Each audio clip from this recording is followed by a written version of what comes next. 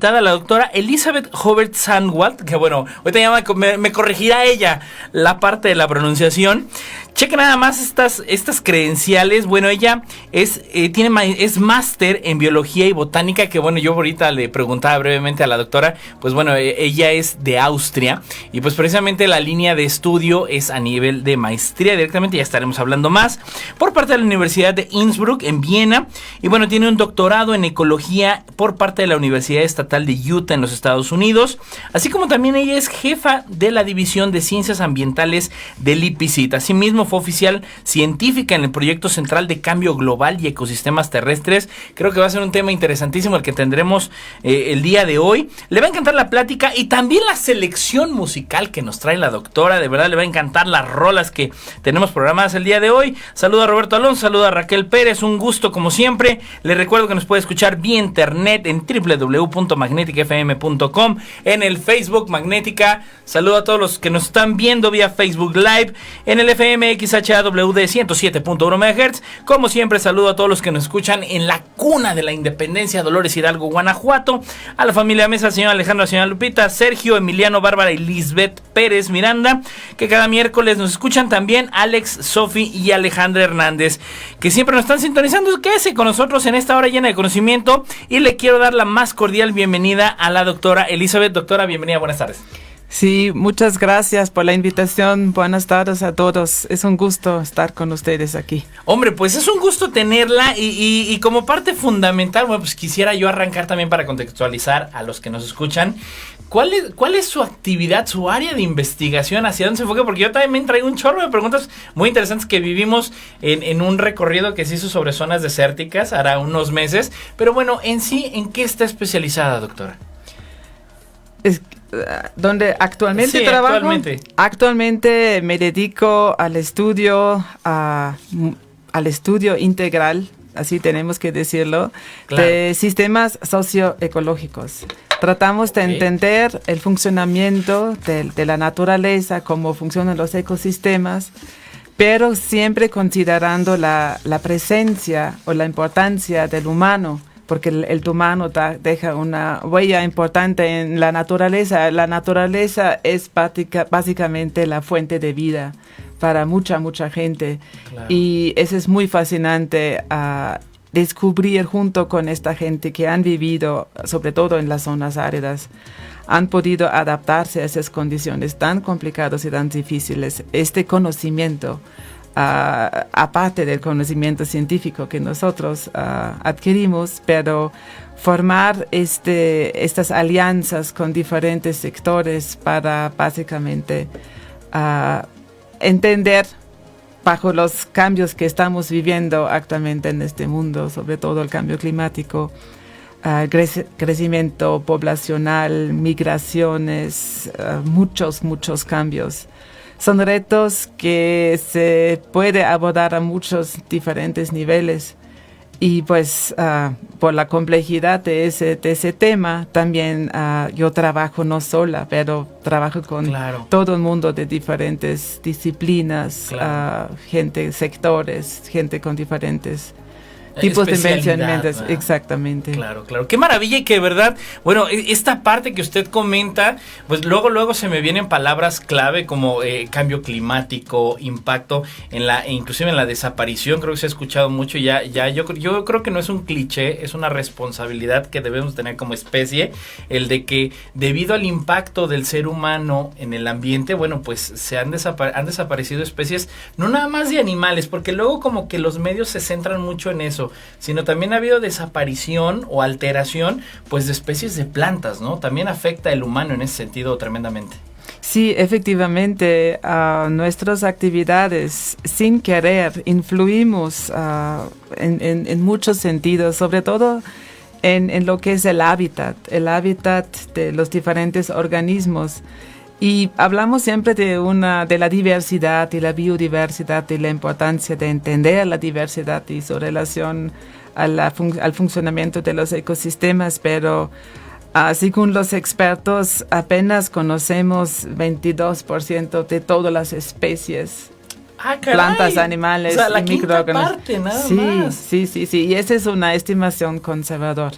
Así es. En este sentido, apenas estamos conociendo. El año pasado descubrieron un orangután claro. en las islas, ¿no? de Indonesia. Entonces todavía falta mucho por entender, conocer, pero la preocupación actual es que por el cambio de uso de la tierra estamos eliminando muchos hábitats y probablemente estamos eliminando especies también. Así es. Por nuestras acciones sin querer, ¿no? Así es. Por eso la gran importancia de abrirnos hacia ese entendimiento, esa apertura y ver el enorme valor en la naturaleza. Claro, y sobre todo, como usted dice, y digo, yo recordaré, y de manera anecdótica, yo recuerdo mucho, tuvimos la fortuna, mi papá y yo, en algún momento, una charla casual, que encontramos a alguien que venía a trabajar a la zona industrial aquí en San Luis Potosí. Él venía de Suecia y decía, el mayor error del ser humano era no haberse adaptado a la naturaleza, y eso estamos afectando, y eso yo lo escuché al menos hará 20 años atrás. Creo que es trascendental. Ahora, un tema que también yo quisiera preguntar, que bueno, ya ve que luego entra mucho en debate si el cambio climático es real o no es real desde la perspectiva de su especialidad. Bueno, pues sí existe como tal el cambio climático, y de esta manera sí se ve afectada pues todos los ecosistemas, ¿no? O sea, vamos, nada de que ya ve, hay teorías que dice no existe el cambio climático y son cuestiones de los gobiernos y son complots. No es cierto esto, ¿no? O sea, vamos, el cambio climático es real y existe, ¿no? Sí, hay suficientes evidencias a todos los niveles, ¿no? Que el cambio ha cambiado, y sobre todo desde los 1950 ya es muy, muy evidente. Después de la Segunda Guerra Mundial ha aumentado sobre todo el crecimiento económico, y ese claro. requiere energía, y esa energía son principalmente, ¿no?, los combustibles fósiles. Y el tráfico, básicamente el acceso a vehículos, esos son los principales, y el cemento, esas son las principales fuentes de emisión de dióxido de carbono. Claro. Y hay una relación tan estrecha entre el aumento del dióxido de carbono en la atmósfera y estas actividades humanas que influyen en el clima, en el aumento de temperatura. Claro. Y hay muchos otros aspectos. El cambio climático no es nada más el aumento de temperatura y cambios en la composición de la química de la atmósfera. Son eventos extremos que nos comparten, ¿no?, que estamos viviendo. Y frecuentemente sí, no hay cambio necesariamente en el total de la precipitación. En un año recibimos la misma cantidad, pero la manera en cómo se manifiesta la precipitación, el patrón de precipitación, ese es lo que está cambiando. Y hasta está causando inundaciones, ¿no?, en zonas áridas, causando también por estos tormentas torrenciales altos grados de degradación del suelo.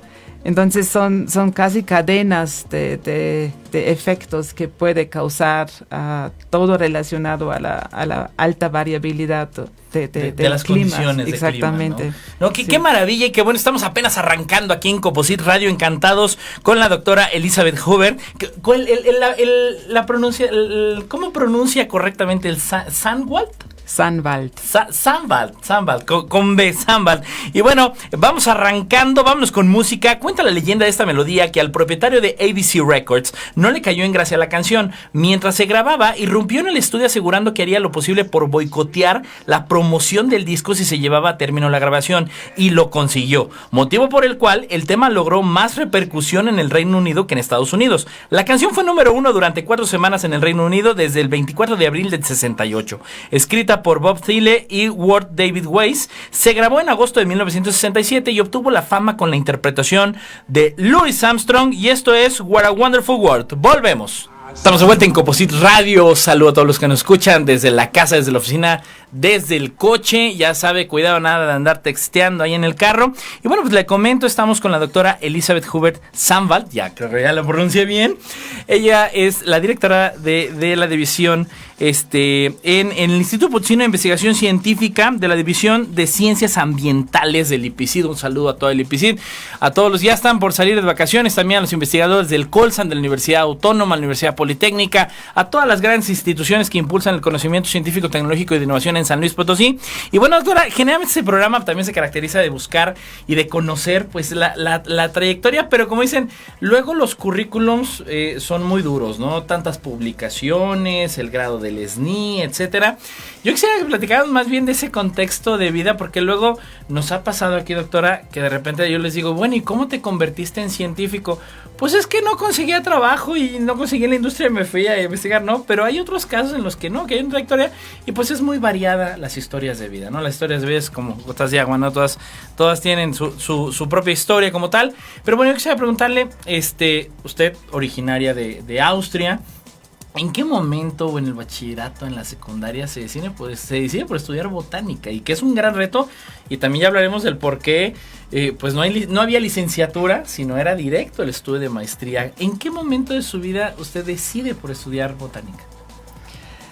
Bueno, tuve la gran fortuna, en verdad, de nacer en un pueblo chiquito, y la casa de mis papás era muy aislado, en un bosque, y enfrente de la casa un lago grande. Bellísima. Entonces, en verdad, sí, yo nací me tocó vivir, y sobre todo vivir la niñez englobado por la naturaleza. Ya. Y mis amigos más cercanos eran los árboles en los bosques, ¿no? Entonces a mí me fascinaba mucho la naturaleza. Yo no tuve juguetes, pero mis juguetes eran más bien el mundo. El mundo, sí, exactamente. Entonces para mí desde niña era claro que algo con la naturaleza. Claro. Siempre quise ser una campesina viviendo en las montañas, en los Alpes, con vacas, y tener mi ranchito, ¿no? Hacer mi queso y todo. Ese era mi sueño, pero supe que ese es un sueño y no puedes vivir de esto, de verdad. Porque sí, mis papás nos prepararon en el sentido que nos abrieron las puertas de estudiar en la universidad. Entonces yo tuve en mi vida la clave han sido los maestros. Los maestros en la prepa. Tenía yo un biólogo muy recién graduado y él preguntó así, ¿quién quiere hacer un pequeño proyecto de investigación? Cuando tenía 15 años. Y yo, aunque estaba muy, muy tímida en este tiempo, bueno, sigue siendo tímida, aunque no es tan obvio, pero en este tiempo sí era muy tímida, pero pensaba que lo debo yo a ese bosque, que yo entro en un estudio de bosque. Y era muy, muy interesante porque era en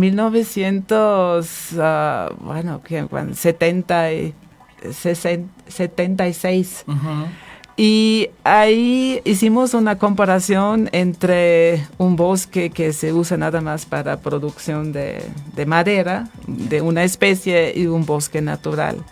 Y es tan fascinante realizar en esta edad ese tipo de investigación. Claro. Pero me abrió un ojo adentro de mi corazón que pensé que wow, que puede uno ser con poca inversión, en verdad, cómo puedes tú rápidamente demostrar diferencias bastante claras, ¿no? Entonces ganamos también un concurso, tuvimos que presentar, era ese proyecto, como feria de ciencia, era sí, bueno, en esos tiempos no existían esas cosas, no, pero era un museo que promovió investigaciones de jóvenes de la prepa. Y ganamos un premio, y este profesor también se acercó mucho a mí y me promovió mucho. Entonces para mí era lógico y claro que tengo que estudiar o quiero estudiar biología. Ya desde ahí, ya sí, desde 15 años, sí, qué biología. Maravilla. Pero el objetivo principal, no quise yo ser científica, nada más quise yo entender la naturaleza. Y sobre todo las plantas, porque las plantas siempre están ahí. Puedes regresar y ver de nuevo la misma planta, ¿no? Es algo que me fascinaba. Animales también los respeté muchísimo, pero no me llamaron tanta atención como las plantas que se quedan en un solo lugar toda su vida, ¿no? Vivir bajo esas condiciones me fascinó. Entonces yo quise ir a Viena, pero mis papás no quisieron que vaya yo tan lejos porque era también políticamente bastante complicado. Entonces, me permitieron nada más ir a Innsbruck, y en verdad Innsbruck es un paraíso para un botánico por la diversidad de ecosistemas, sí. Ya. Entonces ahí estudié geobotánica, y también me tocó un profesor maravilloso, el doctor Georg Graper, que después, cuando yo finalmente decidí hacer la maestría en geobotánica, él se fue a Viena porque le dieron una profesura. Entonces yo sola, ahí de manera remota, elaboré yo mi investigación, que implicaba en este momento inventarizar y caracterizar un bosque en peligro de extinción en lugares muy, muy expuestos, muy inclinados, muy peligrosos, sin caminos, sin senderos. Pero otra vez me fascinó mucho ese tema. Pude escoger entre 3 diferentes ecosistemas y me fascinaba de nuevo el bosque. Sí, el bosque. Era su hábitat como tal, ¿no? Sí, bueno, estando abajo de un bosque, de un techo de un bosque, de un dosel, eso es algo muy especial.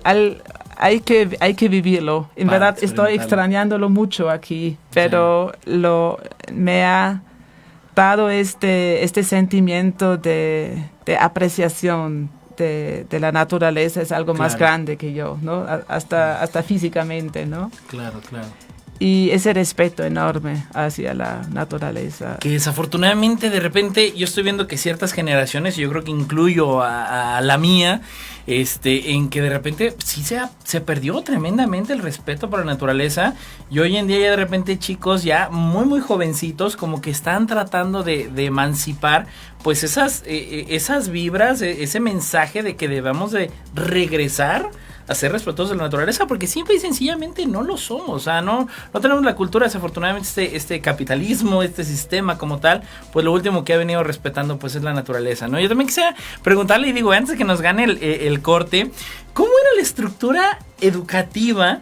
De tal manera que, bueno, no era la licenciatura, sino que el estudio fue hasta nivel de maestría. ¿Cómo era ahí la estructura educativa? Bueno, en este momento no existía la licenciatura. Esa formación, bueno, nosotros estudiamos casi 8 años para nuestra maestría.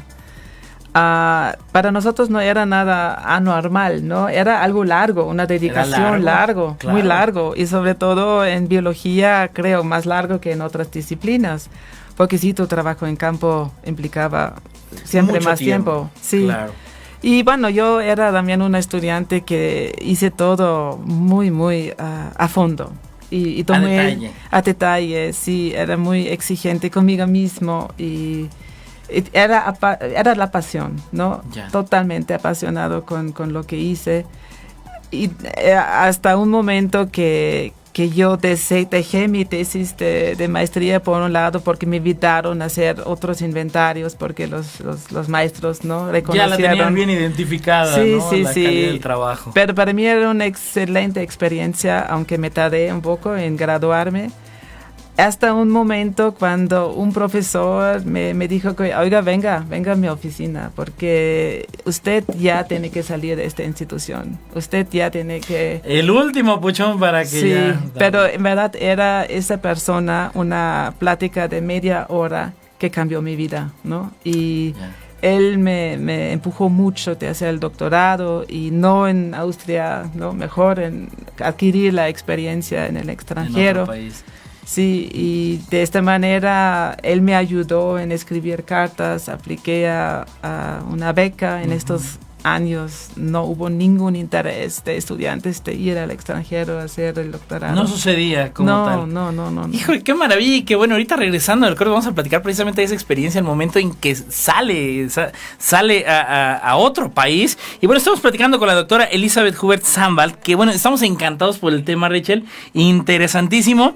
Y déjame decirle, la letra de la siguiente canción se basa en la tradicional balada Lady Franklin's Lament. El intérprete de la canción dijo alguna vez acerca de sus canciones: aunque pudiera decirte de qué se trata la canción, no lo haría. Es el oyente el que tiene que averiguar lo que significa para él. Nos vamos con Bob Dylan interpretando a Bob Dylan's Dream. No se vaya, continuamos. Estamos Estamos de vuelta en Coposit Radio, ya entrando a la segunda parte que está volando. Y bueno, está interesantísima la charla, de verdad, toda esta historia evolutiva, Rachel, que bueno, esta evolución del desarrollo profesional que ha tenido la doctora Elizabeth Hubert-Sandvald. Que bueno, antes de continuar con la plática, déjeme comentarle, ya están publicados los resultados de la convocatoria del Fondo Mixto CONACYT Gobierno del Estado de San Luis Potosí, la 2019-01, sobre la creación y equipamiento de 5 laboratorios para la investigación aplicada, formación de recursos humanos y desarrollo tecnológico en moldes, troqueles y herramientales para las micro, pequeñas y medianas empresas del Estado de San Luis Potosí. Consulte la página del Coposit, ahí luego nos googlea Coposit y automáticamente ahí en la página de inicio aparecen los resultados, la publicación de los resultados de esta convocatoria del Fondo Mixto, la 2019-01, muy importante, que bueno, ya pues estamos cerrando ciclos y todo. Y bueno, continuamos con la doctora, que nos quedamos en el punto, doctora, en la que dijo, bueno, cambiar de escenarios, le impulsaron. Creo que aquí un elemento fundamental, rescato de la historia, ha sido pues esos profesores, esos asesores que finalmente fueron factores de cambio en su vida, factores de impulso. Pero no dejar de vista que también comentaba que, bueno, sus papás también impulsaban a decir, estudios universitarios, jóvenes, síganle, échenle ganas. Pero bueno, ¿cómo se da esa oportunidad de irse a Estados Unidos, a Utah? O sea, y que, bueno, el escenario yo creo que cambió dramáticamente, no nada más natural, sino social y en todos los sentidos. ¿Cómo fue ese cambio hacia Estados Unidos? Bueno, al inicio la intención era nada más ir por un año para aprender métodos y regresar a Austria y hacer mi doctorado en Austria, pero con una componente que yo aprendí en Estados Unidos. Pero en este caso, sí, todo se llevó a cabo tal cual como lo tenía planeado, pero después, estando en el desierto y viviendo ahí los retos que viven también los agricultores, ahí tenía yo mis plantitas listos para hacer un experimento, y en un fin de semana o en un corto tiempo llegaron los chapulines. Ajá. Miles y miles de chapulines, que siempre ha sido un problema en esta zona. Una plaga tremenda. Una plaga, y eliminaron con mi experimento, tal que yo no pude terminar lo que quise terminar, y simultáneamente mi profesora ya que me recibió, le dieron un gran proyecto, financiamiento de un gran proyecto. Él necesitaba estudiantes de doctorado y él me dijo que tú te quedas aquí.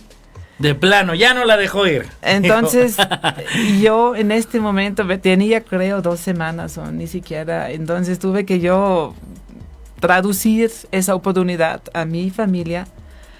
Nosotros somos muy, muy cerca, todos viven en la misma muy casa. Unidos. Sí, todavía, aunque tienen su familia. Pero entonces, la idea que yo saldría de la casa en este sentido, era algo que yo creo todavía no entiendo bien qué pasó en este momento, pero para mí era clara, tengo que quedarme ahí. Y tenía todo el apoyo. Era un cambio increíble. Bueno, no nada más estuve en Utah, en Estados Unidos, pero en un mundo lleno de mormones. Entonces, culturalmente, la religión. Me sentí, yo formé parte de una minoría, ¿no? Porque la mayoría eran mormones. Yo, cristiana, no entré. Entonces vivía yo con familias de mormonas, y era muy, muy, muy interesante esta parte. Aunque nunca piensas en tu religión cuando tú naces o creces en Austria, pero ahí de repente te preguntas, ¿no?, sobre tu origen y tus creencias y todo. Era en este sentido también una formación bastante interesante de nivel personal. Estando solo en otro país, tú mismo te formas, tú formas tu propia familia, ¿no? Porque en un momento eres tu papá porque escuchas la voz de tu papá, en un momento eres tu hermanita, ¿no?, porque te aconseje algo. Entonces, en verdad, es una oportunidad de desarrollarse como individuo que yo recomiendo a todo el mundo, de verdad. Claro. Bueno, nada es gloria completa, ¿no? Uno pasa tiempos muy, muy, muy difíciles. Y la soledad es algo que siempre sientes, ¿no? Porque aunque estás ahí alrededor de ti, colegas, amigos, pero te sientes solo, ¿no? Te sientes sola. Pero ese también te hace fuerte. Y bueno, a mí me ayudó mucho también conocer el desierto, ¿no? En esta ocasión. Y ese era mi fascinación. También tenía opciones en estudiar en diferentes ecosistemas, pero mi asesor me abrió la oportunidad de trabajar experimentalmente sobre entender el papel de diferentes especies nativas y exóticas en competir sobre recursos limitantes, porque en el desierto, pues sobre todo, los recursos son muy limitantes. ¿Y qué adaptaciones han desarrollado las plantas para competir entre eso, para esos recursos limitantes? Claro, que bueno, en ese sentido también a mí me parece muy interesante el choque, aparte cultural, que tuvo, pues finalmente de escenario, porque de venir de zonas boscosas, quizá de ecosistemas que finalmente todo el mundo identificamos como ricos de la naturaleza, pues bueno, viene a un escenario plenamente seco. Que bueno, estamos encantados por la plática, está volando, Rachel. Yo quiero programa de 2 horas, a ver si el director de Magnética nos da chance, pero bueno, de veras que estamos encantados. Quiero aprovechar para mandarle un gran saludo a Daniel de la Torre. Saluda en el Face desde Naucalpan. Daniel, un fuerte abrazo, gracias por estar en Composite Radio. Y bueno, estamos platicando con la doctora Elizabeth Hubert-Sandwald, que bueno,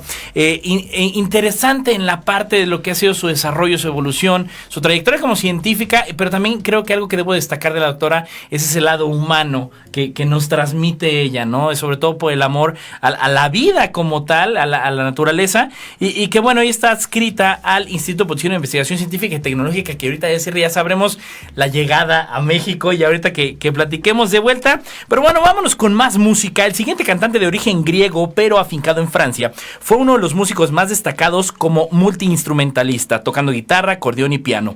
Un cantautor políglota, principalmente en francés, griego e inglés. Ya quisiera yo tener todo ese show, Rachel. Y ocasionalmente en alemán, árabe, español, italiano, portugués y yidis, euskera y hebreo. O sea, tremendo.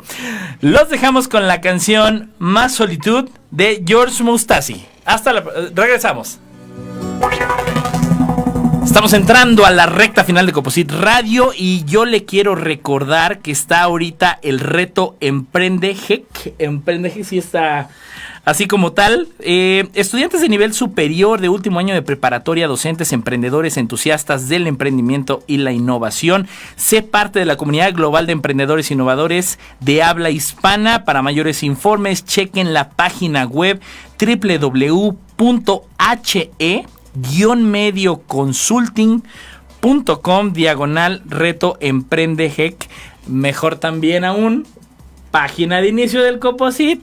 Banner está por ahí publicado, y en redes sociales del Composite. Recuerde, en Instagram, Facebook y en el Twitter, síganos ahí vía Composite. Usted se podrá enterar. Déjeme decirle que también ha sido muy interesante, a pesar de que fue un año complicado de los tiempos. Y bueno, creo que la doctora Elizabeth Hubert, que aquí nos acompaña, ella es del Instituto Potosino de Investigación Científica y Tecnológica, mejor conocido como el IPCIT, importante centro de investigación CONACYT, aquí ubicado en San Luis Potosí. Pues bueno, fue un año complicado en términos de las convocatorias, de la apertura de apoyos, pero bueno, finalmente ahí vamos viendo esta normalización de alguna manera de esta nueva administración federal, que bueno, yo también ya entrando precisamente en materia, ¿en qué momento se abre esta ventana, esta oportunidad de estar? Bueno, no estaba en ese momento en Estados Unidos, en Argentina, en Alemania, que también estuvo por allá en Alemania, para venirse aquí a tierras potosinas. ¿Cómo se da ese momento? ¿Por qué se vino para acá?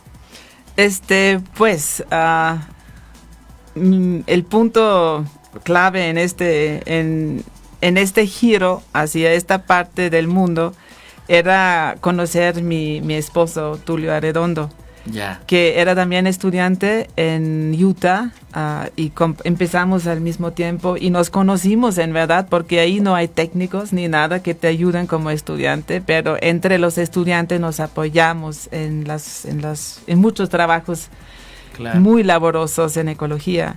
Entonces ahí, por la necesidad de pedir ayuda, platicamos sobre nuestros países y pues yo me enamoré en todos sus cuentos y él probablemente en mis cuentos de Austria. Y así empezamos en verdad una amistad muy, muy importante para los dos. Era muy complicado porque después yo fui a Argentina, él me siguió. Pero yo tenía ahí la oportunidad de trabajar y lo mismo pasó a Alemania, aunque él logró conseguir un proyecto con ACID para hacer investigación comparativo entre plantas de Alemania y del desierto aquí. Pero después de un tiempo en Alemania dijo él, ¿sabes qué? Yo me regreso. De plano, no, se encontró así como que... Pues mientras nos casamos, y yo dije también, bueno, verdad, en Alemania ya no vi un nicho para nosotros dos. Parecía todo está cubierto científicamente, los retos todavía están esperándonos en otro lado. Entonces él ha mantenido sus contactos toda su vida con México. Y por uno de estos, el doctor Rogelio Aguirre en Zonas Desérticas, que es parte del fundador del IPCIT. Sí. Bueno, él nos informó sobre esa oportunidad y bueno, finalmente aplicamos a las plazas que se abrieron aquí y éramos uno de los primeros que entramos en la división de Ingeniería Ambiental y Manejo de Recursos Naturales, que actualmente es Ciencias Ambientales. Así es, ya cambió. Y finalmente en 2001 se abrió esa oportunidad. Yo me tardé como medio año después que nos ofrecieron la oportunidad de venir aquí, pero Tulio sí, el siguiente día compró su boleto y regresó a México. Y desde ese momento estamos aquí y en verdad ha sido un aprendizaje continuo estar aquí a todos los niveles, ¿no? Que uno puede imaginarse, a nivel laboral, cultural, familiar sobre todo, porque en este momento ya era no algo temporal, pero ya algo para siempre, entre comillas, ¿no? Claro.